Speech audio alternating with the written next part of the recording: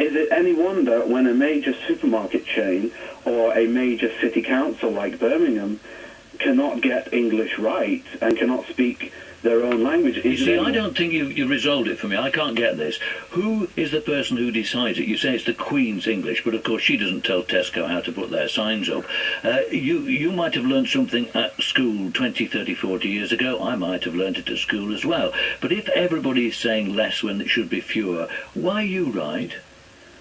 Because this is the way it has historically been used. You can go through the dictionary if you like and redefine words, but we're going to end up in a muddle because we're miscommunicating. We're not communicating. Great writers like Bernard Shaw suggest get rid of the apostrophe. You don't need it, and it just makes the thing look messy. Simplify the language, make it more understandable. Why don't we go down that road? Well, George Bernard Shaw wrote some very amusing plays and wrote some very witty and pithy phrases, but unfortunately his views on language in that regard I cannot respect. But he wrote better than you and me, didn't he?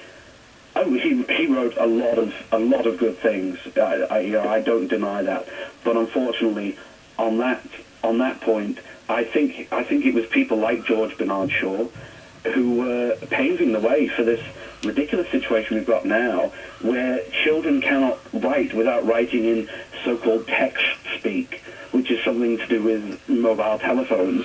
That's something, yeah. I'm going to bring Keith Green back in, if I may, because Keith has been listening to the last end of this. Keith Green, what was your position about this? Or are you one of these postmodernist linguists who thinks you can do anything?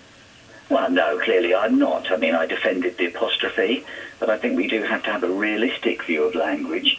That language is dynamic, it's exciting, it's changing all the time, and we need to be careful about certain things, but certain things we can't really control. So as for having a laissez-faire attitude to it, well, I think you've just got to be realistic about the way that language works. I mean, the example given earlier about the less and fewer, for instance, it's no good just saying, oh, bah humbug, this is terrible English. I mean, the point about less and fewer is that less should be available for one category and fewer available for another. So it actually gives us a better way of looking at the world. And that's when we need to make these distinctions between one word and another. David Smythe, do you want to come back?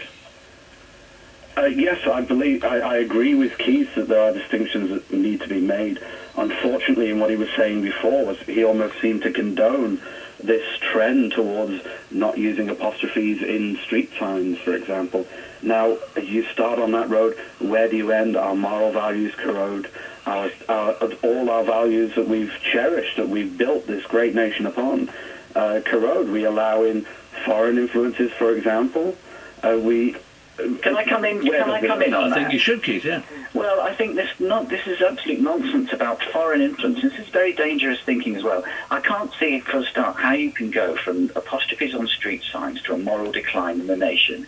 Now, this is palpable nonsense, and this stuff has been peddled about for many, many, many years. English has no purity in it whatsoever. From the beginnings of English, okay, we've got German and Scandinavian in the 5th and 6th centuries. We have the Roman invasion, we have French, we have, since then, of course, we have American, Indian, even Chinese. We have massive, that's the beauty of the English. Keith, I'm going to move on. Thank you very much. Traffic and travel for South Yorkshire and North